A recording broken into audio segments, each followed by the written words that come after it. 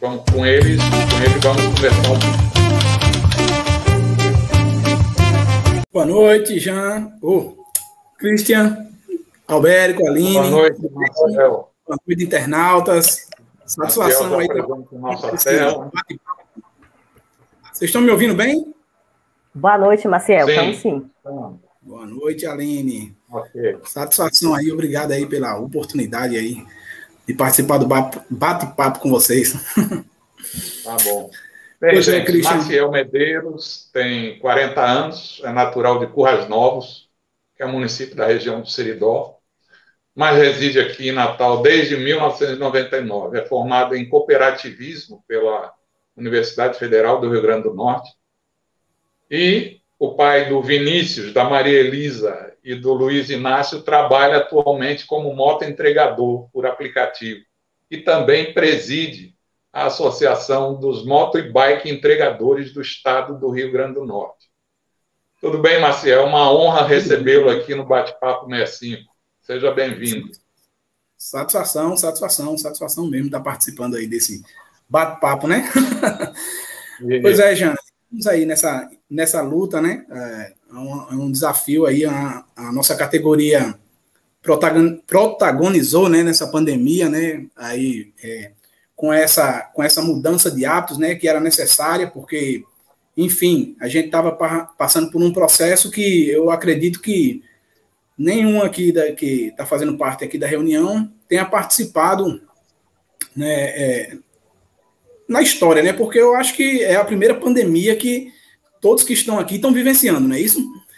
Então, certeza. Foi um momento muito difícil para toda a sociedade e como eu, muitas pessoas, né, viram, né, nessa atividade aí a sua principal fonte de renda, né? E também... pode falar. Deixa eu te interromper um pouquinho, porque aqui também os nossos comentaristas do bloco anterior também atuam como entrevistadores, certo? Então, a gente vai ter algumas perguntas que vão, vamos dizer assim, orientar, vão nortear esse bate-papo nosso. E eu gostaria de começar dando o pontapé inicial, certo? Você é técnico em cooperativismo, mas trabalha como moto-entregador, né, por aplicativo. Como é que você... fala um pouco com a gente aqui, como é que você ingressou nessa categoria, se você já trabalha assim há muito tempo? Essa é a tua única atividade profissional? Queria que você falasse um pouco sobre como você chegou nessa categoria. Na verdade, eu também sou formado em contabilidade, né? Então, eu trabalhava na iniciativa privada, né? Trabalhava nessa área de logística, com entrega, e eu abri uma empresa de entrega para mim há mais ou menos uns 8 anos atrás, em 99, chamada MLog Entrega e Logística, né? E aí, devido a alguns entraves, algumas situações, né, sair dessa formalidade da empresa, né, para atuar diretamente, né, como entregador, mas por uma questão financeira, né, algumas coisas saíram um pouco do rumo, e aí então eu passei a trabalhar diretamente como entregador. Isso mais ou menos em 2000, 2001, eu já não estava mais com a empresa, estava trabalhando só com as entregas mesmo, né? E eu fiz o curso de técnico cooperativista, com o intuito de se articular melhor, né, até mesmo no próprio segmento de entregas, né, ter mais conhecimento para poder tá até fundando uma cooperativa e articulando um movimento para estar trazendo condições para um ganho melhor, né? No entanto, assim, hoje eu trabalho só com os aplicativos, né, com as plataformas de aplicativo por entrega. Tenho outras atividades, porque não dá só para conviver, só para viver com a renda dos aplicativos, né? Porque existe uma questão de demandas e hoje a gente vê que está bem difícil você manter a renda por causa desses aumentos, né, nos combustíveis. Então, tem que se virar nos 30. Ok. Aline, você abre aqui o bloco de entrevistas. Oi, Maciel, seja bem-vindo.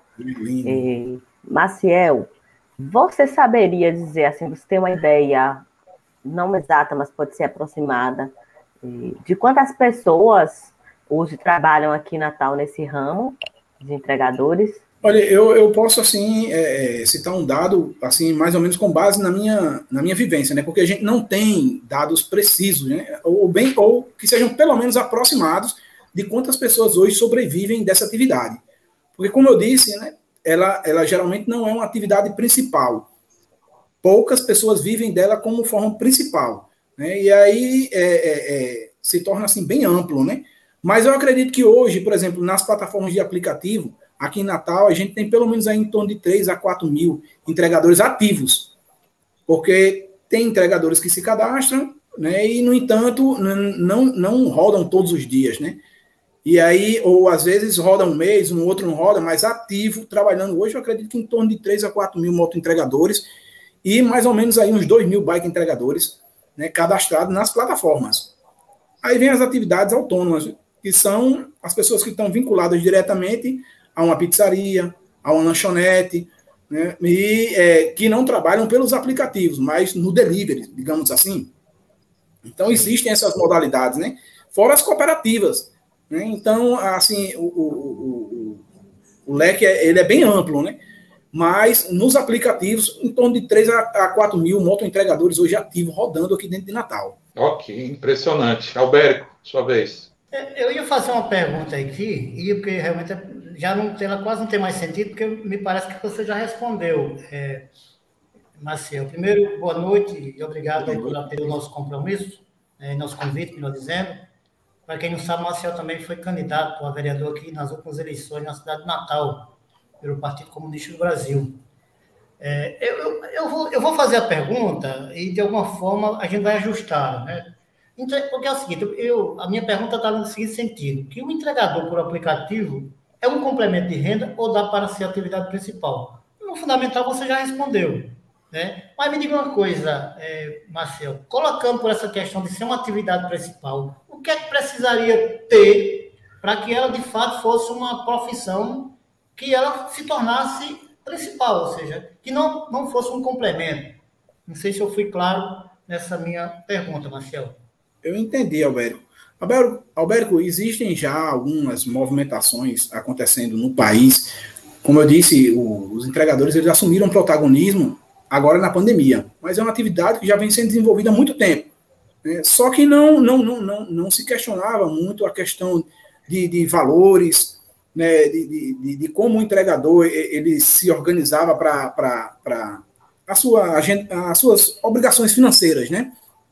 Mas hoje a gente já tem alguns confrontos, por exemplo, com as plataformas, né? Porque as entregas, hoje, elas não estão dentro da realidade, entendeu? De um valor justo para o entregador.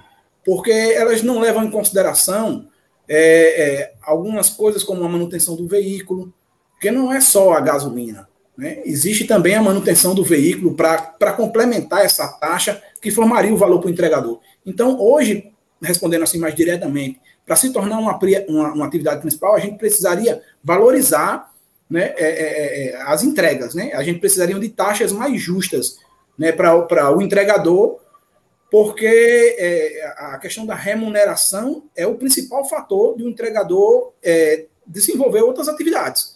Porque existem as oscilações de demanda, né? Os aplicativos, principalmente, ele tem horários específicos que você tem demandas de entrega que você consegue faturar um valor que atende o que você espera. Digamos assim, você quer faturar aí R$100 por dia.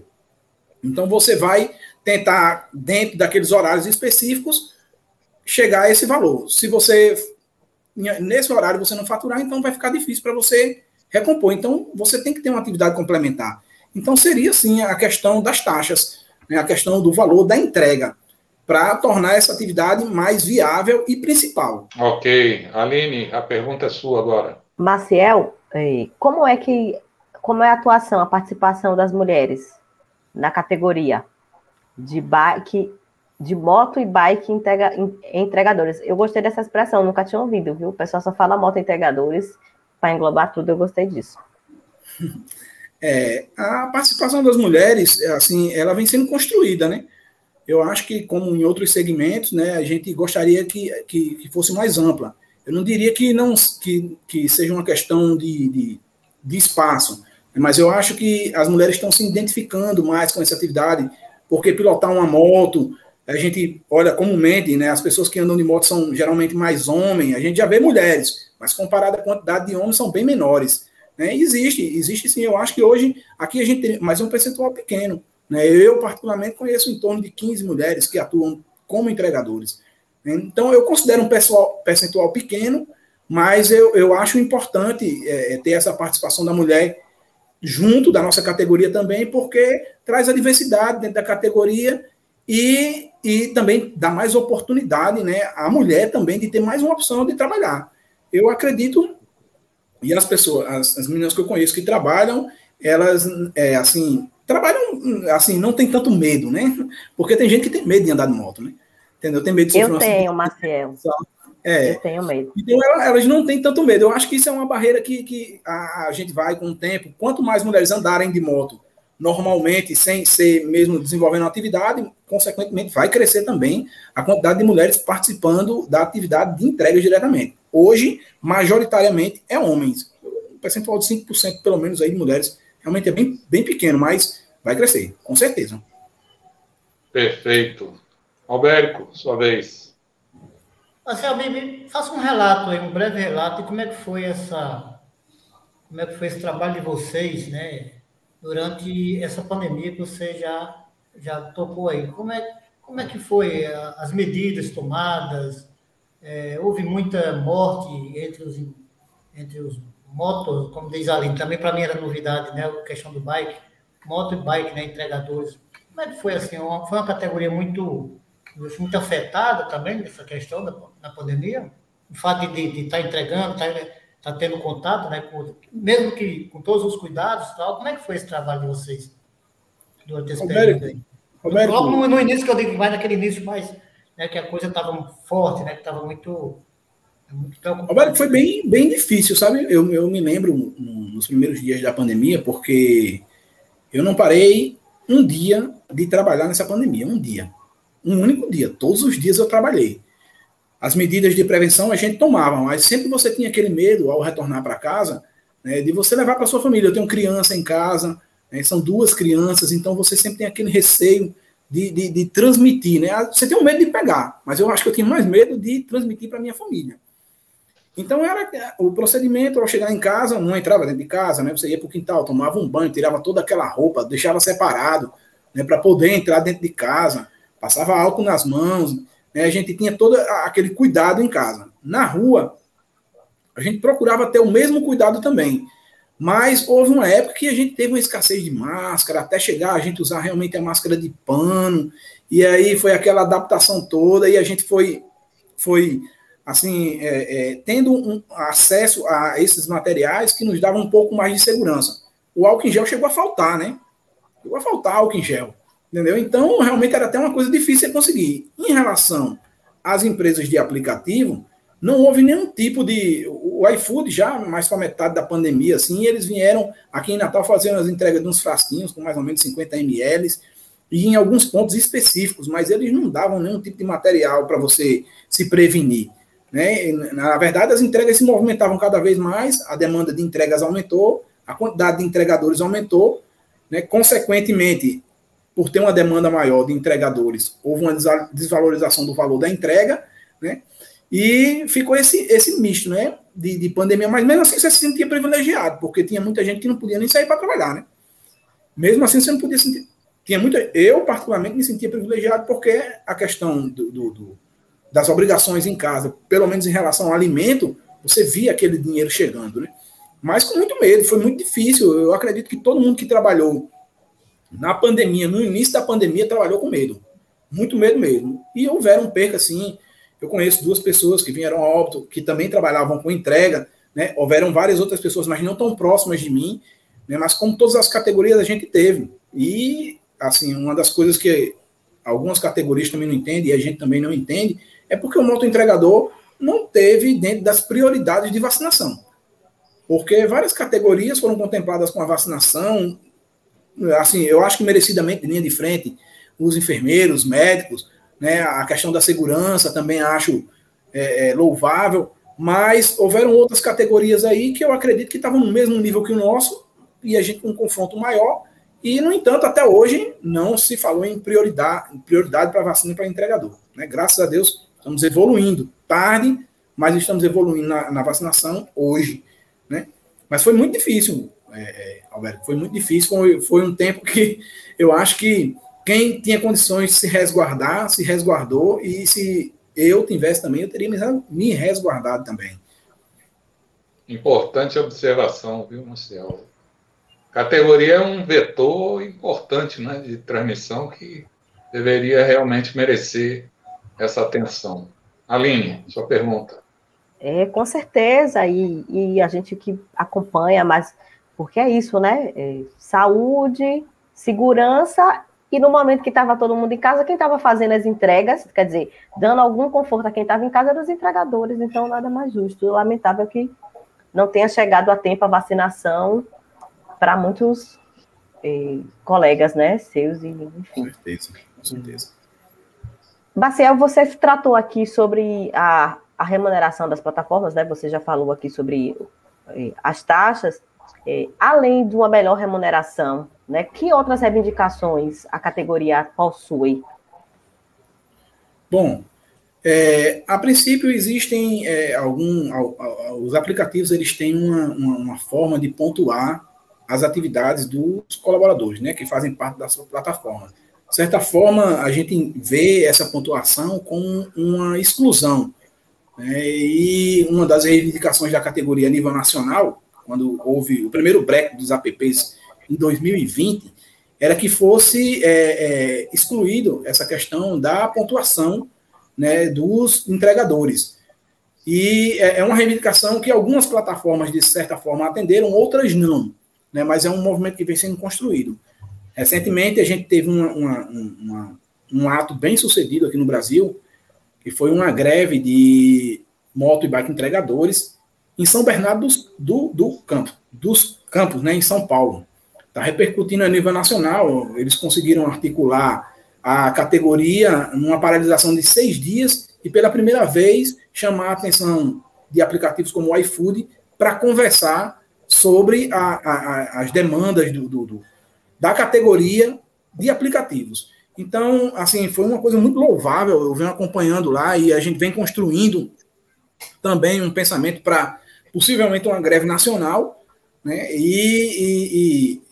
A gente tem que manter essa pressão sobre as plataformas, com essa reivindicação das taxas, com a reivindicação do fim da pontuação, com a reivindicação também da questão da alimentação, porque, como foi colocado no movimento dos entregadores antifascistas, né, não é fácil para o entregador estar trabalhando, transportando alimento com fome e não poder comer. Né? Então, no mínimo, deveria existir e deve existir, né, por parte dos aplicativos, né, um vale alimentação, libera para você um lanche dentro da própria plataforma, para que você possa fazer um lanche no desenvolvimento das suas atividades. Né? Então, essa questão da alimentação também é uma reivindicação dos entregadores. Né? E a questão dos seguros, porque muitos trabalhadores perdem seus veículos. Né? A gente vive a insegurança, né, de você não ter o amparo que você acha que deveria ter do sistema público, né, de segurança. Eu sei que é um problema nacional, mas é uma realidade. Você sai de casa, você sai com sua moto, mas você não sabe se você vai voltar, né? Então você não tem nenhum tipo de ajuda do aplicativo, ou um seguro. Hoje já se fala nesse seguro, mas por trás sempre tem alguma coisa. Quando você vai ler os termos que conduz ali, existem umas particularidades. Como, por exemplo, você tem que estar fazendo a entrega, se você estiver retornando de uma entrega para outra fora do aplicativo, não cobre. Então, existe uma série de coisas lá dentro que são questionadas até em alguns estados, judicialmente, por algumas organizações, né, em relação a essa maquiagem que eles usam para dizer que estão fornecendo um seguro para veículos, para o moto entregador ou para o bike entregador. Então, uma das reivindicações também é a questão da segurança para o trabalhador e também algum tipo de subsídio em relação aos acidentes, porque é muito comum andar de moto, eu diria que é perigoso, e é comum a gente ver pessoas acidentadas, né? E por mais experiência que você tenha, quando você está conduzindo um veículo, não depende só de você. né? Não depende só de você, uma freada brusca, uma trancada. E como é que fica a situação de um trabalhador quando ele sofre um acidente, ele estando trabalhando numa plataforma de aplicativo? Então, essa também é uma das pautas dos entregadores, né? E aí a gente vem construindo essa luta, né? Esse conjunto de necessidades e apresentando. E nas plataformas, é como eu disse a você, pela primeira vez o iFood abriu uma exceção para um diálogo, né? Então eu acho que o caminho é esse, né? Na categoria tem pessoas que desacreditam da mobilização, mas a gente tem que acreditar, é o único caminho, tem que se mobilizar, tem que se articular, porque não existe outro caminho não, o caminho é esse.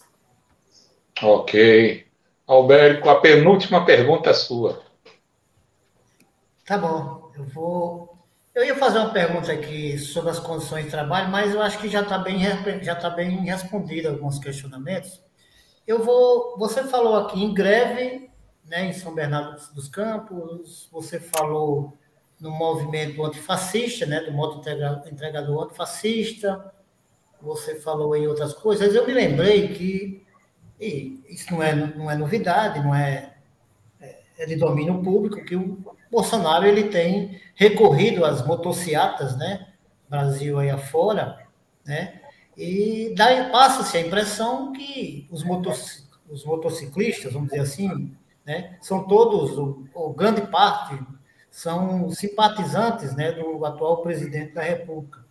Na verdade, do fascista que está lá no Palácio do Planalto.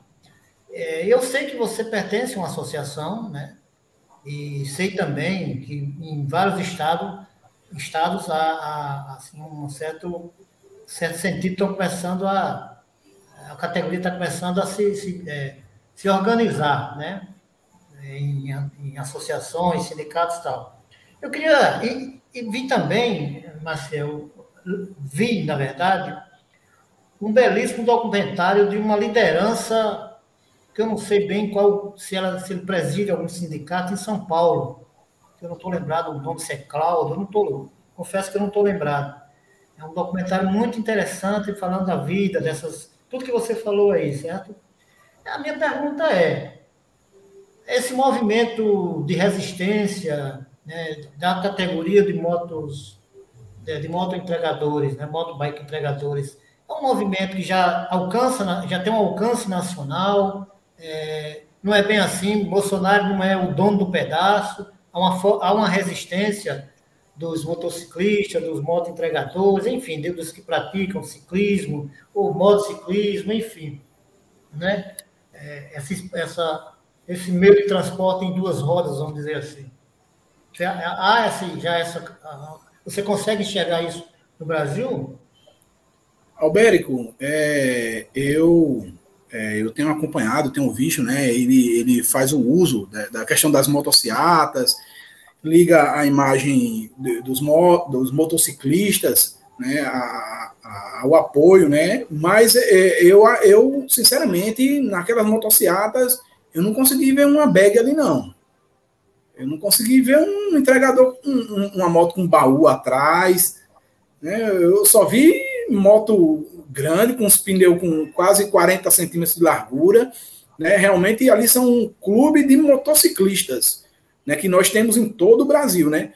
Mas eu não vejo um apoio da classe trabalhadora, dos entregadores, do trabalhador, de quem realmente movimenta a economia, essa categoria, ao governo Bolsonaro, não. Existem, sim, né, pessoas simpatizantes, como existem em todos os lugares, né? Pessoas e a gente respeita a opinião das pessoas, né? A gente não está aqui para julgar ninguém ou concordar com elas, ou elas ter que concordar com a gente, né? Dentro do nosso próprio movimento existem simpatizantes de Bolsonaro, né? Mas não representa a maioria dos trabalhadores de forma alguma. Eu não vejo isso, é como eu disse a você. Eu já olhei ali naquelas motocicletas dele ali, eu não vi uma bag, não. Agora, no dia 7 de setembro, é que a gente viu uma movimentação mais próxima da gente, né? E eles fizeram essa manobra, esse auê todinho, distribuíram bandeira em sinal, e vai lá o que a gente não sabe, né? Ou distribuíram vale combustível, alguma coisa do gênero. Mas eu também, mesmo assim, não vi um apoio da categoria de trabalhadores, de motoentregadores ou bike entregadores. Ah, Bolsonaro não. O que a gente vê é uma elite ali dentro, né? Financiando. A gente não vê, e principalmente porque não tinha proposta para os trabalhadores. Né? Até hoje não se entende o que foi aquele ato. A gente procura se situar dentro daquilo, qual era a reivindicação. O que um trabalhador estaria fazendo ali? O que uma categoria que tenta se representar estaria fazendo ali? Então, eu Alberto, não vejo uma adesão da categoria, dos trabalhadores, a esse pensamento de Bolsonaro aí, de que ele é o dono do mundo, o dono das atenções, sem fazer nenhum tipo de proposta para o trabalhador.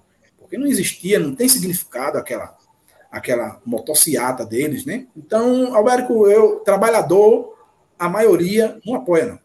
Não apoia não porque, veja a nossa condição, a gasolina está chegando a quase R$7. Você vai trocar um pneu que antigamente custava 60, 70 reais, hoje é 140, 200, 250 reais. Então ficou difícil até para dar manutenção nos veículos. O que é que o trabalhador tem a comemorar?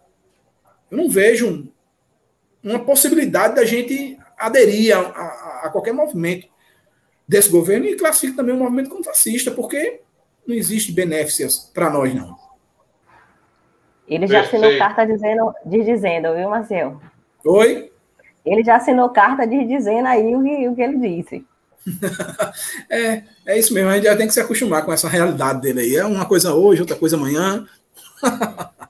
Marcelo, assim, antes da última pergunta aqui, eu gostaria de fazer um esclarecimento. Uma das razões do nosso programa se chamar Bate-Papo 65 é porque ele tem 65 minutos de duração.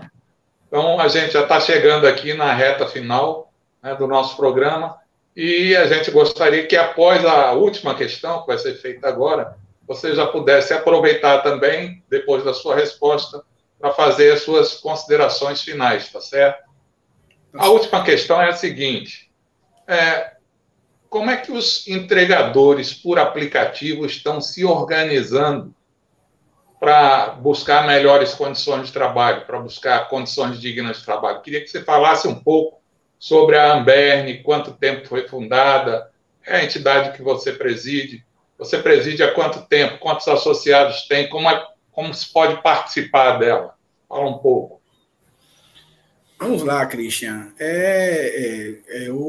A gente começou a ver os movimentos se organizarem dos entregadores por aplicativo, né, no final de 99 para 2020, com aquele primeiro break dos apps, com aquelas falas de Paulo Galo, em São Paulo, né, falando justamente sobre essa questão da alimentação para o entregador, sobre o dia a dia, a dificuldade que o entregador vem sofrendo. E aquele primeiro ato ele foi significativo, foi uma paralisação nacional, acho que foi a maior da categoria. Né? E de lá para cá se iniciou uma construção do movimento, mas como a categoria ela vem se articulando, eu diria que é recente, né? Vem se criando lideranças, ela vem se formando, ela vem ganhando uma cara, né? Ela vem entendendo que realmente é uma categoria, que ela pode pressionar, que ela pode intervir no ciclo econômico, que não existe essa consciência ainda. Né? A gente vem construindo essa consciência. Porque hoje, se a gente constrói uma consciência como essa, você imagina se a gente conseguisse realmente fazer com que os entregadores por aplicativos aderissem a uma paralisação. Como é que ficaria a situação? Uber Eats, Magazine Luiza, Americanas, como é que ficaria a situação? Meu amigo, é uma coisa meio parecida com a greve dos caminhoneiros, entendeu? Então, vem sendo construída essa consciência. E muito entregador ainda não sentiu que ele tem esse poder, né? Que ele pode, sim, melhorar a sua condição, que ele não precisa ir para outra profissão, que ele não precisa estar trabalhando em 2, 3 lugares, que ele não precisa estar vivenciando uma jornada de trabalho de 12, 14, 15 horas para ter uma vida digna, né? Que eu acho que todo cidadão tem direito a ter o mínimo. Né? Então, assim, vem sendo construída, é uma coisa que vem sendo construída dentro da categoria. Então, a nível nacional, né, eu vivenciei um movimento nacional que ele se fortaleceu e, assim, se fragmentou também. Porque, como eu disse para você, é uma coisa recente, então se teve uma direção e depois se perdeu e eram muitas vozes, e nessa fragmentação surgiu várias lideranças. E eu acho que hoje Hoje, a gente começa realmente a dar passos reais de conscientização dentro da categoria.